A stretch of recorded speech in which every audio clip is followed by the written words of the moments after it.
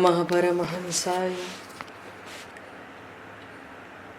स्वादित चरण कमल चिन्ह मकरंदाय भक्तजन मानस निवासाय श्री रामचंद्राय नमः।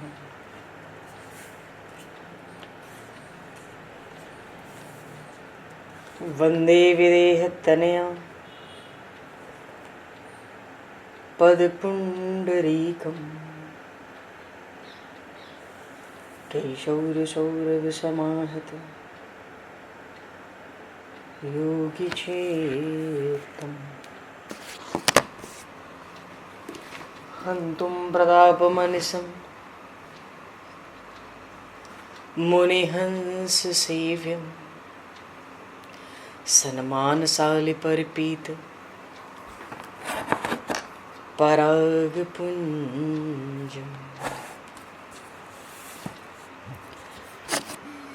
यत्र यत्र रघुनाथकीर्तनं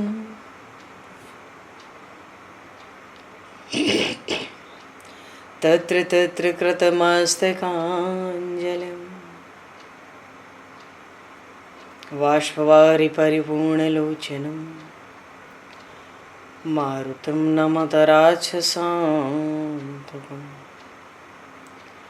कुन्द इंदुसमदेह उमारमण करुणायन जाहि दीन परनेह करहु कृपा मर्दन मयन।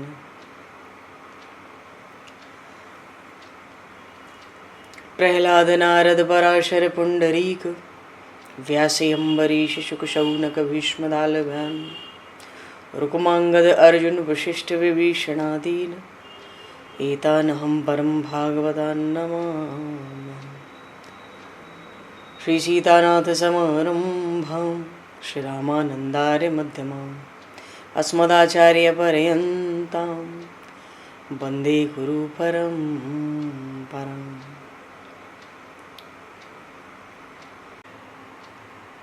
भक्त भक्ति भगवंत गुरु चतुर्नाम वपु एक तिनके पद वंदन के नाशहि विघ्न अनेक। श्री गुरु चरण सरोज रज निज मन मुकुर सुधार वरणो रघुवर विमल यश जोदायक फलचार। हरिशरण। गोविंद जय जय गोपाल जय जय राधारमण हरि गोविंद जय जय। श्री राम जय जय रसिकेश जय जय श्री राम जय जय रसिकेश जय। सीतारमण राम रघुनाथ जय राधारमण हरि गोविंद जय। गोविंद जय जय गोपाल जय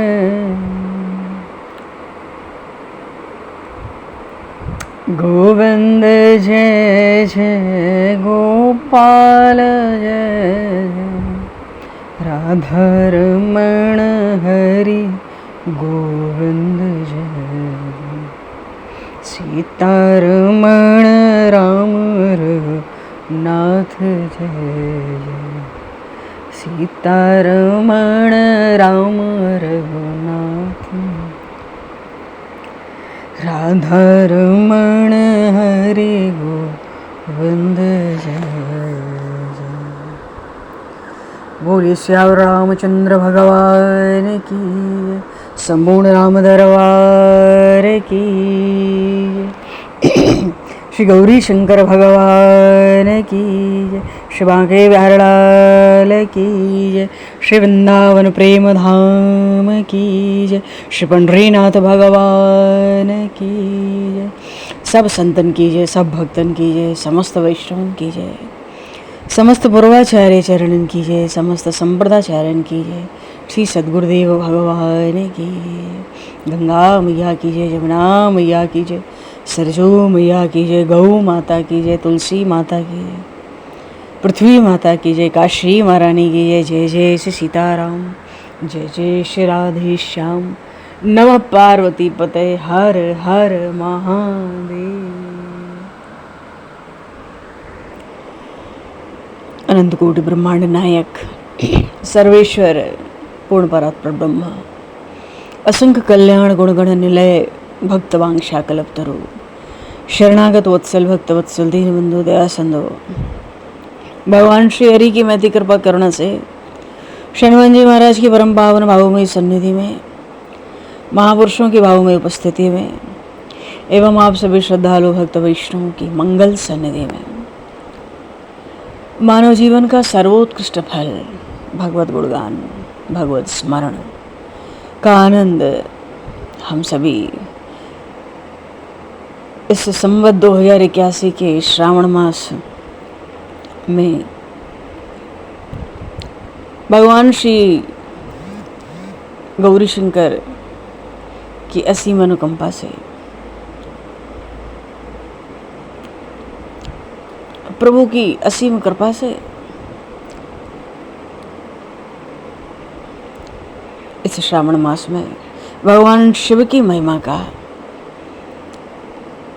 स्मरण चिंतन करते हुए आनंद लाभ प्राप्त करने जा रहे हैं। सर्वप्रथम आप सभी भक्तजनों के श्री चरणों में भगवत भाव से सादर वंदन, सादर नमन। आप सभी को भी यथा योग्य जय श्री राम, जय जय श्री राधे हरि शरणम, जय श्री राम जी की जय। श्री सीताराम।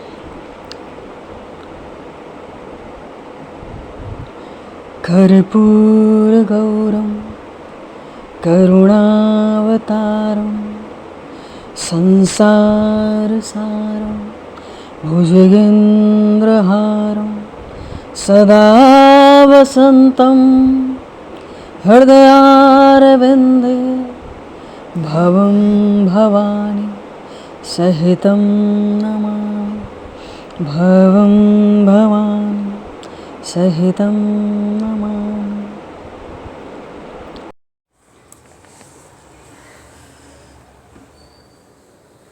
शास्त्र पुराणों में हमारे यहाँ सत्संग की बड़ी भारी महिमा का गान है।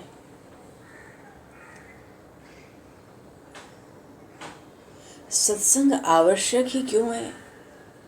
क्योंकि मन से या मन में सभी से निसंग रहना, यही उत्तम बताया गया है शास्त्रों पुराणों में। मन में सभी से निसंग रहना, फिर भी सत्संग अवश्य करना और कुसंग का अवश्य त्याग करना। क्योंकि जब हम कुसंग में होंगे, बुरी संगति में होंगे, तो एक बात मुख्य होगी, देह में आसक्ति, और सत्संगति की सामर्थ्य, उसकी सामर्थ्य अपरंपार है।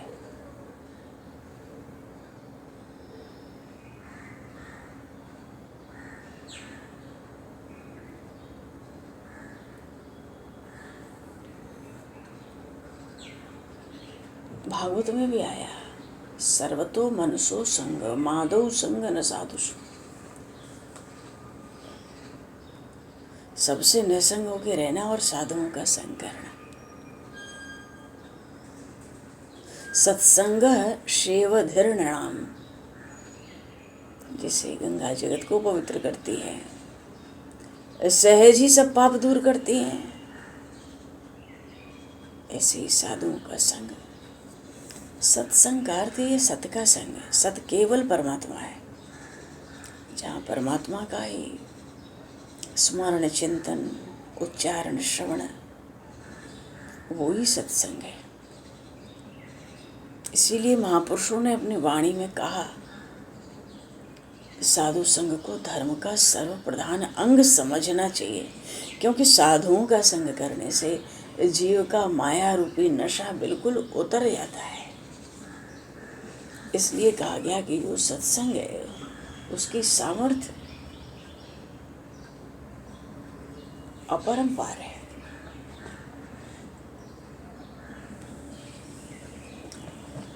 शिव महापुराण में भगवान शिव की महिमा का प्रागट्य है और बड़े विलक्षण ढंग से है, क्योंकि वहाँ प्रत्यक्ष भगवान शिव माँ पार्वती की महिमा का गान नहीं है।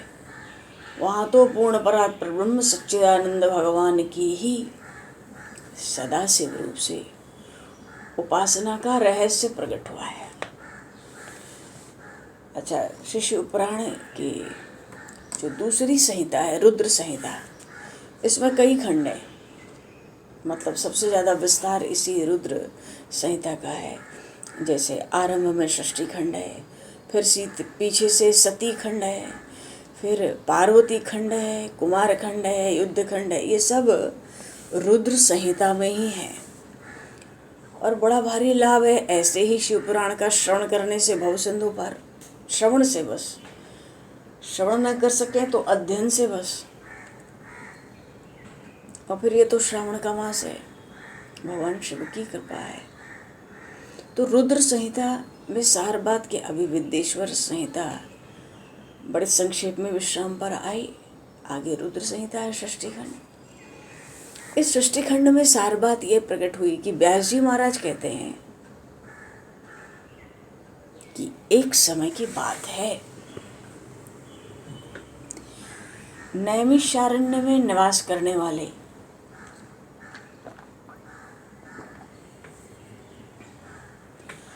शौनक आदि ऋषियों ने सूत जी से पूछा। ये रुद्र संहिता के षष्ठी खंड प्रथम खंड की चर्चा है। वहाँ क्या चर्चा हुई कि ऋषियों ने सूत जी से पूछा। उसमें प्रधान, उन ऋषियों में प्रधान है शौनक जी महाराज।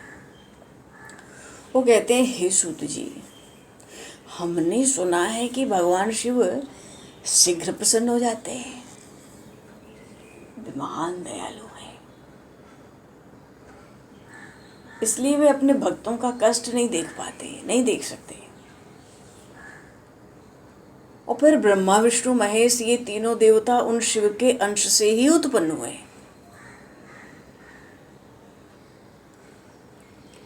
तो हे सूत जी महाराज, आप उन शिव के प्रागट्य की कथा और उनके विशेष चरित्रों का वर्णन करो, सुनाओ।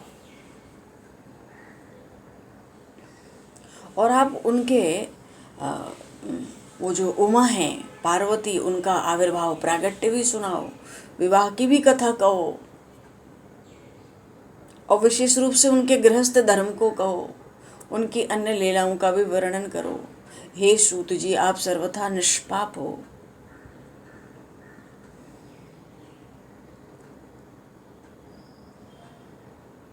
और जो दूसरी रहस्य की बात है वो भी अवश्य कहो। सूत जी बोले, हे मुनीश्वर, जैसे आप लोग पूछ रहे हो ना, उसी प्रकार नारद जी ने शिवरूपी भगवान विष्णु से प्रेरित होकर अपने पिता ब्रह्मा जी से पूछा था। यही बात पूछी थी। तो ऋषियों ने सूत जी से फिर कहा, फिर पूछा, हे प्रभु, वो ब्रह्मा जी और नारद जी का ये महान सुख देने वाला संवाद कब हुआ था? जब नारद जी ने यही बात पूछी थी, सो कृपा करके आप उसका वर्णन करें। तो यहाँ कथा आई नारद जी के मोह की कथा। सूत जी शिवपुराण के रुद्र संहिता में षष्ठ खंड में सुनाते। देखो, एक समय की बात है, नारद जी ने तपस्या के लिए विचार किया। हिमालय की एक सुंदर गुफा में तपस्या के लिए स्थित भी हो गए। और उसी समय उनकी तपस्या देखकर देवराज इंद्र व्याकुल हो गए, कामदेव को भेजा, नारद जी की तपस्या को भंग करने का आदेश दिया। ये प्रसंग खूब रामचरितमानस में भी आया। तो सूत जी शौनक आदि ऋषियों को यहाँ पर शिव पुराण में श्रवण करा रहे, तपस्या को भंग करने का आदेश देकर भेजा देवराज ने। अब कामदेव संपूर्ण कला से उनकी तपस्या में विघ्न डालने का प्रयत्न किया, सफल नहीं हुआ। और महादेव जी के अनुग्रह से उस कामदेव का गर्भ चूर चूर हो गया। वास्तव में सूत जी कह रहे हैं, वास्तव में महादेव जी की कृपा से ही नारद मुनि पर कामदेव का कोई प्रभाव नहीं पड़ा था। अच्छा, ये रहस्य इस ढंग से श्री रामचरितमानस में प्रकट नहीं हुआ। ये हुआ कि नारद जी ने कामदेव को जीत लिया और फूल गए। पर यहाँ सूत जी कहते हैं वस्तुतः महादेव जी की कृपा से ही काम पर विजय पाई नारद जी ने। क्योंकि पहले जहाँ नारद जी ने तपस्या की थी उसी आश्रम में भगवान शिव ने उत्तम तपस्या की थी।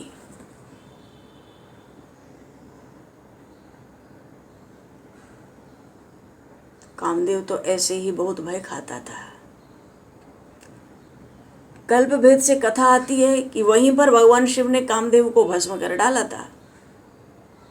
तो उस समय रति की प्रार्थना और देवताओं की याचना से भगवान शंकर ने कुछ समय व्यतीत होने के बाद कामदेव को जीवित होने का वरदान दिया था। अच्छा, नारद जी को यह गर्व हो गया कि कामदेव पर मेरी विजय हुई, और भगवान शिव की माया से मोहित होने के कारण अब उनको यथार्थ बात का ज्ञान नहीं रहा कि ये तो इन महादेव की कृपा से ही हुआ। तत्काल कैलाश पर पहुंच गए। इस रुद्र संहिता में नारद जी का मोह इसी ढंग से वर्णित हुआ है। तत्काल अप्रसंग भी यही है। तो कैलाश पर्वत पर पहुंच गए। वहां पहुंचे तो रुद्रदेव विराजमान। कामदेव पर अपनी विजय का पूरा वृत्तांत सुना दिया। सब बात सुन के भगवान शंकर ने नारद जी की पहले तो प्रशंसा की और हाथ जोड़ के निवेदन किया कि देखो, भगवान विष्णु के सामने इस बात की चर्चा कभी नहीं करना। वो करें तब भी तुम नहीं करना, तुम छिपाना, दुराना इसको। पर क्या करें, नारद जी के तो चित्त में मद का अंकुर जम गया था। नारद जी तो सोचे भाई चलो सीधे विष्णु लोक, और भगवान विष्णु से अपना सारा वृत्तांत अभिमान से कह सुनाए। अब जब भगवान विष्णु ने देखा कि नारद मुनि का अहंकार, तो वाणी में अहंकार है, तो सारी बातें खूब ठीक से जान लिए कि ये तो देवाधिदेव महादेव की कृपा से काम पर विजय पाए, और फिर भी उन्होंने सिखाया कि भगवान विष्णु से न कहना, फिर भी कहते हैं। बड़ी प्रशंसा की नारद जी की प्रभु ने। कहते हैं आप तो नष्टे ब्रह्मचारी हो, सदा ज्ञान वैराग्य से युक्त रहते हो, फिर आप में कहाँ कहाँ विकार आ सकता है। अब नारद जी तो प्रसन्न होकर चल दिए और फूल गए। भगवान नारद जी आगे क्या गए, मार्ग में प्रभु ने श्री हरि ने सुंदर नगर बसा दिया, बड़ा मनोहर, बैकुंठ से बढ़िया। वही शीलनिधि राजा, उसकी देवकन्या सुंदरी, साक्षात महामाया भगवान की। नगर था नहीं, ये भगवान की माया का प्रभाव ऐसा ही है। जैसे आज हम किसी मार्ग से जाएं, मार्ग खाली है वही 2, 3, 4, 10 किलोमीटर, 20 किलोमीटर, और कल पता लगा वहां से गए तो बड़ा सुंदर नगर बसा है। तो ये सब माया है। जब तक नारद जी चलते हैं उतने में नगर का निर्माण हो गया, राजा हो गया, बैकुंठ से सुंदर राज्य हो गया। एक कन्या साक्षात भगवान की माया ही थी, भगवान ने माया से ही तो रची थी। नारद जी महाराज तो नगर को देख के ही मोहित हो गए थे। द्वार पर पहुंच गए राजा के, सुंदर कन्या बुलाई, प्रणाम कराया, निवेदन कराया, पुत्री है, स्वयंवर में जाने वाली है, इसका भाग्य बताओ महाराज। नारद जी शुभ लक्षण तो देख लिए और बड़े प्रभावित हो गए। और जो राजा था, कन्या का पिता, उससे उसके सुख सौभाग्य गुणों का खूब सराहना कर दी। विदा हो गए। मन में भाव आ गया, इस कन्या से मेरा विवाह हो। क्यों? जिससे विवाह होगा इसके लक्षण कहते हैं वो सबसे बड़ा होगा, चराचर में सबका स्वामी होगा, वही उसके आगे कोई टिकेगा नहीं। भगवान विष्णु के पास पहुंचे, एकांत में इच्छा भी कह दी, प्रार्थना भी कर ली, अपना रूप दे दो, आप अपना रूप दो तो कन्या मेरा वरण करे, नहीं तो हम कहाँ साधु ब्रह्मचारी बाबा। प्रभु ने भी कहा, भगवान विष्णु कहते मैं पूरी तरह तुम्हारा हित साधन करूँगा। अच्छा, यहाँ एक शंका मन में आ सकती है कि भाई रामचरितमानस में तो राम जी आए, राम जी से निवेदन किया, यहाँ शिवपुराण की इस रुद्र संहिता में कहते हैं भगवान विष्णु के पास गए। तो ठीक कहते हैं, यहाँ भी ठीक कहते हैं और वहाँ भी ठीक कहते हैं। यहाँ ठीक ऐसे कहते हैं कि जितने भी शाप के कारण अवतार हुए सब भगवान विष्णु ही श्री रामकृष्ण रूप से प्रकट हुए श्राप के कारण। लेकिन मनु शतरूपा जी को भगवान ने जो वरदान दिया उसमें तो साक्षात पूर्ण परात्पर ब्रह्म ही श्री राम रूप से प्रकट हुआ। गोस्वामी जी ने उन्हीं श्री राम के चरित्र का वर्णन श्री रामचरितमानस में किया। पर ये तो कल्प कल्प में कितने अवतार लीला चरित्र भगवान के होते हैं। ब्रह्मा जी के रोज एक दिन में भगवान के अवतार होते हैं। 1000 बार चारों युग बीते, इतना बड़ा तो दिन होता है ब्रह्मा जी का, और इतनी बड़ी रात, तो 24 घंटा तो 2000 चतुर्युगी का ब्रह्मा जी का। अब चूंकि शाप का प्रसंग है तो यहाँ भगवान विष्णु का ही नाम है। भगवान विष्णु बोले मैं पूरी तरह से तुम्हारा हित साधन करूंगा। नारद जी ने कहा ना, जय विधिनाथ होए हित मोरा, करो सुबेग दास मैं तोरा। जल्दी करो, मैं आप ही का तो दास हूँ, कहाँ जाऊँ, आपकी शरण हूँ, सदा से ही शरण हूँ, आपका सेवक हूँ। तो जैसे हित हो करो। भगवान कहते हैं पूरी तरह तुम्हारा हित साधन कर दूंगा। और इतना कह के भगवान विष्णु ने तो नारद मुनि का जो मुख था बानर का, विकट बानर, बड़ा कुरूप भयंकर, और जो शेष अंग थे अपने समान स्वरूप दे दिया। भगवान ने अपने समान स्वरूप दिया क्योंकि मांगा था, पर मुख बानर का। अंतर ध्यान हो गए भगवान। अब इस रहस्य की जानकारी थी नहीं, पूरी तरह से अनवज्ञ नारद जी स्वयंवर पहुंचे। बड़ी सुलक्षणा राजकुमारी स्वयंवर के मध्य भाग में खड़ी है, मन के अनुरूप वर की खोज कर रही है। अब नारद जी का बानर सा मुख, क्रोध आ गया, दृष्टि हटा ली, मनमाना वर ढूंढने लगी। उसी समय राजा का वेश धारण करके भगवान विष्णु पहुंच गए, गले में वरमाला डली, उनके साथ प्रभु अंतर्ध्यान। अच्छा, नारद जी की ये जो मुख की आकृति है, इसको स्वयंवर में और किसी ने नहीं जाना।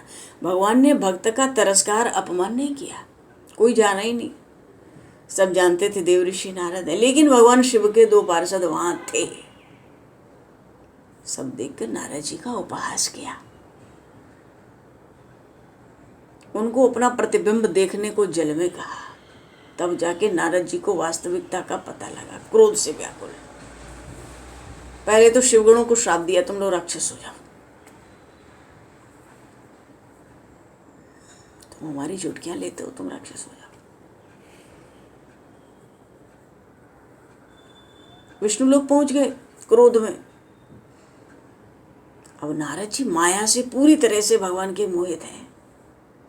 जाते भगवान विष्णु को साथ दिया, तुमने स्त्री के लिए मुझे व्याकुल किया है, तुम भी मनुष्य हो जाओ, स्त्री का वियोग दुख भोगो। तुमने बानरों के समान मेरा मुख बनाया है, यही बानर तुम्हारे सहायक होंगे। तुमने मेरा इतना तिरस्कार किया है बानरों का मुंह देके। अब भाई कुछ ही क्षणों में भगवान शंकर ने अपनी विश्व मोहिनी माया को खींच लिया। थे तो भगवान विष्णु, तो भगवान शंकर ने माया कैसे खींची?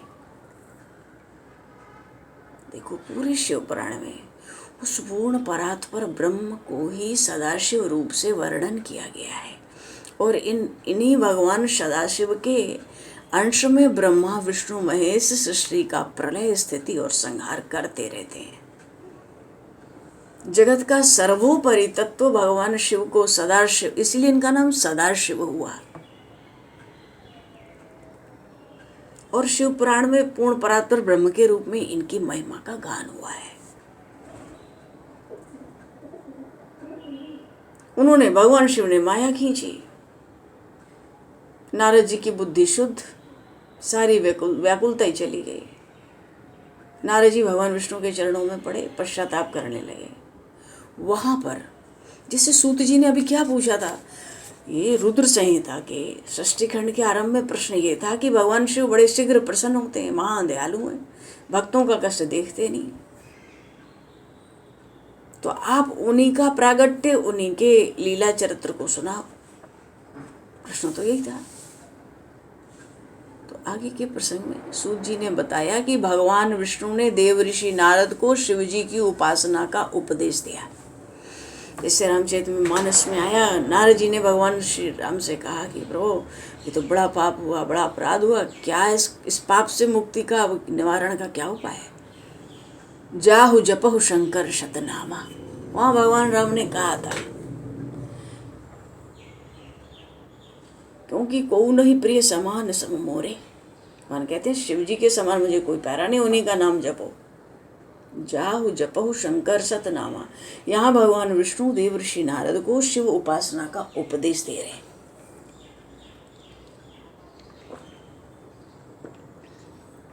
हमारे पुराणों में, शास्त्रों में बड़े बड़े सुंदर रहस्य और उपासना की पद्धतियां प्रकट है। भगवान विष्णु ने कहा, देखो तात, खेद मत करो, जो हुआ सो हुआ। अब भगवान शिव तुम्हारा कल्याण करेंगे। और तुम मद से मोहित थे ना, भगवान शिव की बात तुमने नहीं मानी, उसी अपराध का उन भगवान शिव ने तुम्हें ऐसा फल दिया है। सबके स्वामी परमेश्वर शंकर ही पर ब्रह्म परमात्मा है, उन्हीं का सच्चिदानंद स्वरूप है। वे ही अपनी माया को लेके ब्रह्मा विष्णु और महेश इन 3 रूपों में प्रकट होते हैं। तो अपने सारे संशयों को त्याग दो, अनन्य भाव से शिव जी के सतनाम स्त्रोत उसका पाठ करो, निरंतर उन्हीं की उपासना, उन्हीं का भजन करो, तुम्हारे सब पातक और दोष समाप्त हो जाएंगे। भगवान तो प्रसन्न चित्त होकर भगवान विष्णु उपदेश दे के अंदर ध्यान हो गए। नारद जी को पीछे बहुत आनंद हुआ। सबसे पहले शिव तीर्थों का वो दर्शन किए, पूरे भूमंडल पे विचरने लगे। अंत में जो सबके ऊपर विराजमान जो शिव स्वरूपणी काशीपुरी, नारद जी वहां पहुंचे थे। काशीपुरी का दर्शन किया, नारद जी कृतार्थ हो गए। उसके बाद ब्रह्मलोक पहुंचे और तब शिव तत्व का विशेष रूप से ज्ञान प्राप्त हो जाए, ऐसी इच्छा से नारद जी ने जगत पिता ब्रह्मा जी को पहले तो भक्तिपूर्वक नमस्कार किया और कहा, हे जगत पिता, हे जगत प्रभु, आपकी कृपा से मैंने भगवान विष्णु के उत्तम महात्मा का ज्ञान प्राप्त किया, पर शिव तत्व का ज्ञान मुझे अभी तक नहीं हुआ। मैं तो भगवान शंकर की पूजा विधि को भी नहीं जानता। अतः हे प्रभु, आप भगवान शिव के विविध चरित्रों को और उनके स्वरूप तत्व को, प्रागट्य, विवाह, गृहस्थ धर्म सब सुनाओ, कार्तिकेय का जन्म कथा भी सुनाओ। तो यही प्रश्न शौनक आदि ऋषियों ने सूत जी से किया। सूत जी कहते हैं यही प्रश्न नारद जी ने ब्रह्मा जी से किया था। शौनक जी ने कहा कैसे किया था, वो प्रसंग सुना दिया, कब और कैसे। तो ब्रह्मा जी ने शिव तत्व का निरूपण किया। तो ब्रह्मा जी महाराज जगत पिता है, सृष्टि करता है। उन्होंने नारद जी से शिव तत्व का जब वर्णन किया तो कहते हैं, नारद, शिव तत्व का स्वरूप बड़ा उत्कृष्ट और बड़ा अद्भुत है। क्योंकि जिस समय प्रलय काल उपस्थित हुआ उस समय समस्त चर अचर सब जगत नष्ट हो गया। सब जगह जहां देखो केवल अंधकार ही अंधकार था।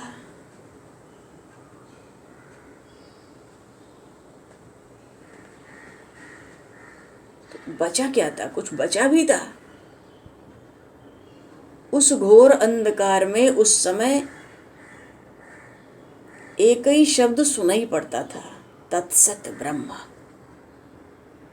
श्रुति में जो सत सुना जाता है ना, सत श्रुतियों में, वेदों में जिसको सत कहा गया, एकमात्र वही शेष बचा था उस महाप्रलय में। उसी सत्य को तो बड़े बड़े योगी जन अपने हृदय आकाश में निरंतर देखते रहते। ये ब्रह्मा जी नारद जी को सुना रहे हैं। तो उस घोर अंधकार में बचा था क्या केवल सत्य। फिर कुछ काल बाद जब सृष्टि के करने का समय आया, प्रलय का समय बीता, उस नई सृष्टि होगी, तो परमात्मा को दूसरी इच्छा प्रकट हो गई। क्या प्रकट हो गई? उसके भीतर एक से अनेक होने का संकल्प प्रकट हो गया। अब वो परमात्मा तो निराकार है।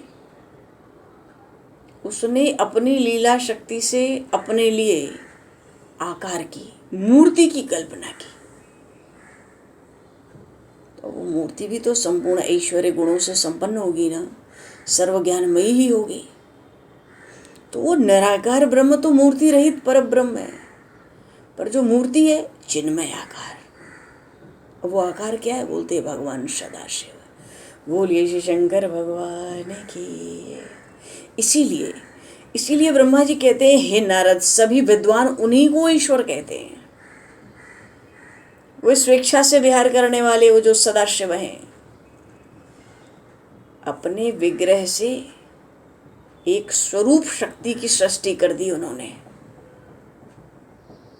पर वो जो शक्ति है वो कभी भी उन भगवान शिव से अलग नहीं होने वाली थी।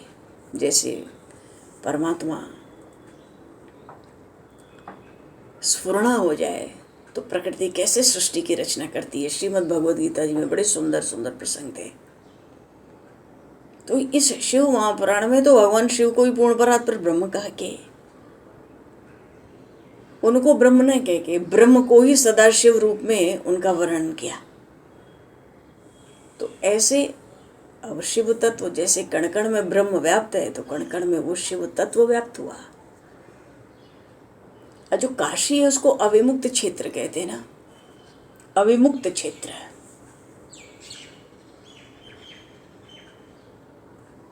तो अविमुक्त क्षेत्र काशी क्या है? वो जो सांब सदाशिव ब्रह्म है, उन्होंने एक ही समय शक्ति के साथ एक शिवलोक नाम का क्षेत्र निर्माण कर दिया, और उसी क्षेत्र को काशी कहते हैं। बोलिए काशीपुरी की जय। तो काशीपुरी, काशी क्या है? ये तो शिवलोक है। शिवलोक क्यों कहा? शिवजी को लोक की आवश्यकता कैसे थी? जब शक्ति का संग हुआ तो लोक की आवश्यकता हुई ना। तो शक्ति के साथ उस सदाशिव ब्रह्म ने शिवलोक बनाया। समय पाकर उसको, उस क्षेत्र का जब निर्माण हो गया तो उसको काशी कहा गया। ये काशी क्या है? ब्रह्मा जी बता रहे हैं देवर्षि नारद को, परम निर्वाण का स्थान है, ये परम मोक्ष का स्थान है, जो सबके ऊपर विराजमान है। तो यहाँ पर तो प्रिया प्रियतम रूप से शिव और शक्ति हैं, जो परमानंद स्वरूप हैं। ऐसे मनोरम क्षेत्र काशीपुरी में नित्य निवास करते हैं। बोलिए श्री गौरी शंकर भगवान की जय।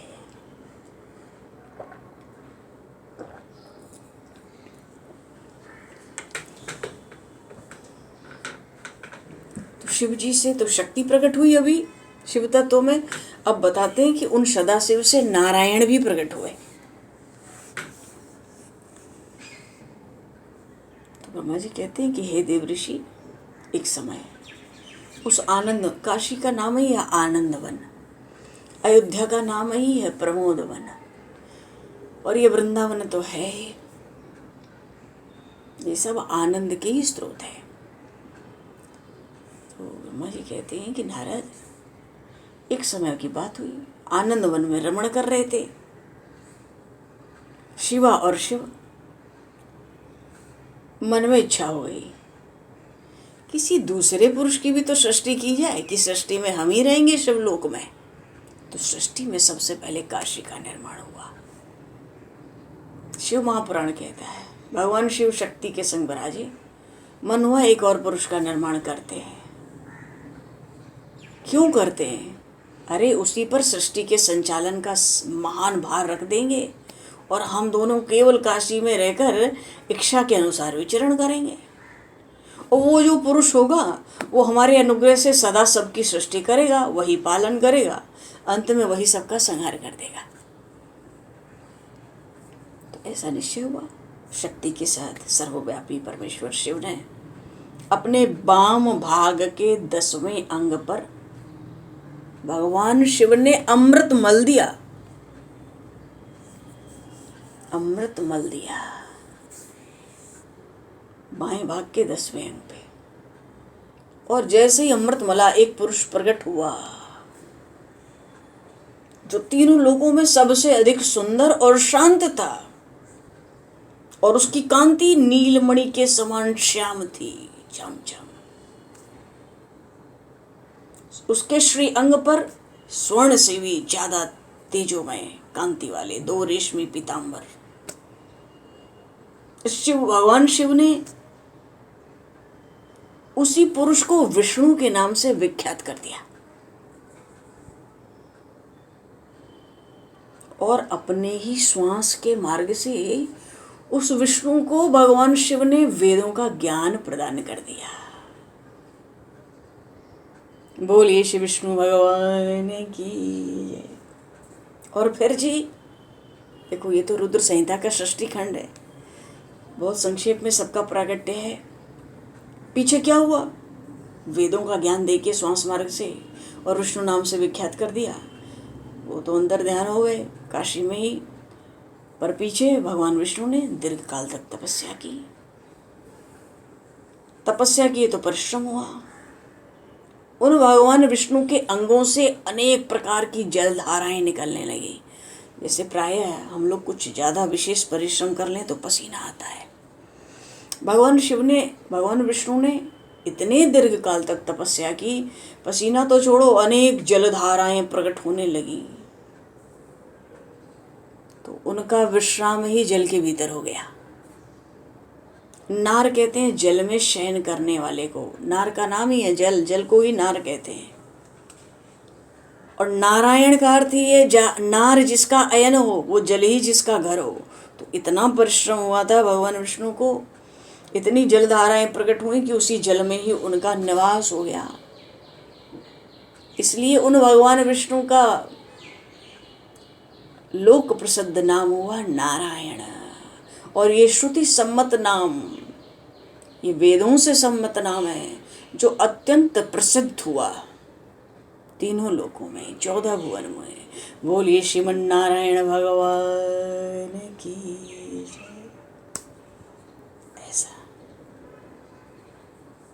ऐसे भगवान शिव ने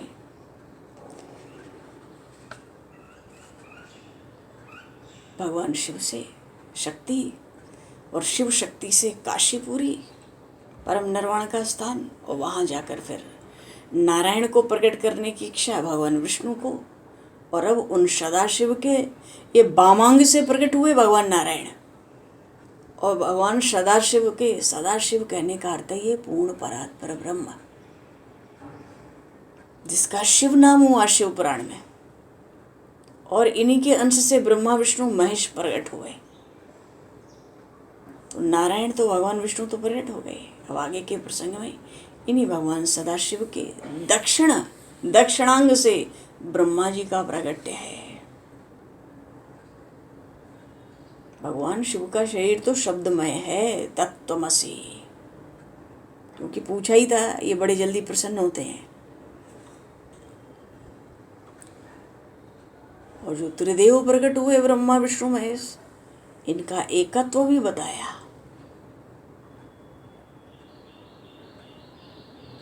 और पंचदेव उपासना भी है।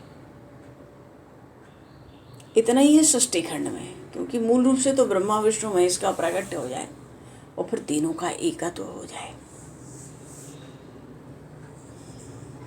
बोलिए श्री गौरी शंकर भगवान की जय।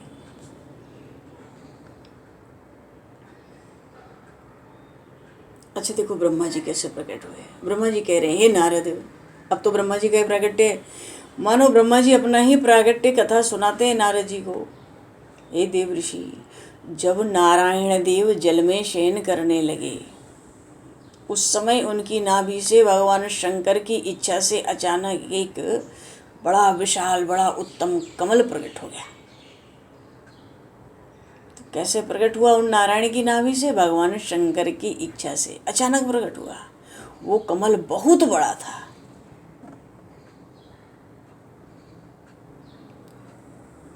जब कमल प्रकट हुआ तो ब्रह्मा जी कह रहे, नारद, उसके बाद ही वो परमेश्वर शाम सदाशिव ने पहले की तरह बड़ा प्रयत्न करके मुझे अपने दाहिने अंग से उत्पन्न किया। उत्पन्न तो किया, मुझे तुरंत ही अपनी माया से मोहित कर लिया और उन नारायण देव की नाभि में डाल दिया। उनकी नाभि में डाल के वहां से लीला पूर्वक मुझे प्रकट किया। एक तरह से देखो तो नारायण की नाभि से कमल प्रकट, और कमल से तो ब्रह्मा जी प्रकट हुए। सीधे कमल पे ब्रह्मा जी नहीं थे, नारायण की नाभि से कमल प्रकट हुआ और उस पर ब्रह्मा जी। तो एक तरह से ब्रह्मा जी तो कमल के पुत्र हुए, तो हिरण्यगर्भ का जन्म हुआ। ब्रह्मा जी का एक नाम है ना, हिरण्यगर्भ, ज्योतिर्मय है, स्वर्ण पिंड है, चार मुख वाले, शरीर की कांति बिल्कुल लाल लाल। बोली जगत पिता श्री ब्रह्मा जी महाराज की जय। तो जब ब्रह्मा जी प्रकट हुए ना, उसी समय भगवान शिव की इच्छा से बड़ी मंगलमय आकाशवाणी हुई थी, बड़ी उत्तम। उस आकाशवाणी ने क्या कहा? तप करो, तप तप तप, ऐसा भागवत में आया। अब बात तो सुन ली आकाशवाणी की। अपने जन्मदाता पिता का दर्शन करने के लिए 12 वर्षों तक ब्रह्मा जी घोर तप किए। तब अनुग्रह करके 4 भुजाओं वाले, सुंदर नेत्रों वाले भगवान विष्णु वहां अचानक प्रकट हुए थे। और भैया, इधर ब्रह्मा जी, उधर भगवान विष्णु। अब कौन कितना श्रेष्ठ, एक थोड़ा विवाद सा आ गया। और इस विवाद को शांत करने के लिए इन दोनों के सामने एक शिवलिंग प्रकट हुआ, ज्योतिर्मय, अत्यंत ज्योतिर्मय शिवलिंग। तो अत्यंत ज्योतिर्मय भगवान शिव ही तो है। बारंबार प्रणाम करके कहने लगे, हे प्रभु, हम आपके स्वरूप को नहीं जानते, आप जो हैं वही हैं, आपको हमारा नमस्कार है, आप शीघ्र ही अपने स्वरूप का दर्शन कराओ। तो ये दोनों तो प्रकट हो गए, ब्रह्मा जी भी प्रकट हो गए, नारायण भी प्रकट हो गए, पर ज्योतिर्मय शिवलिंग को देख के सब शांत। और वहां पर सूत जी ने भगवान शिव के शब्दमय शरीर का वर्णन किया और फिर त्रिदेवों की एकत्व का प्रतिपादन है। बोली श्री शंकर भगवान की जय। श्री भक्त वत्सल भगवान की जय। सब संतन की जय, सब भक्तन की जय।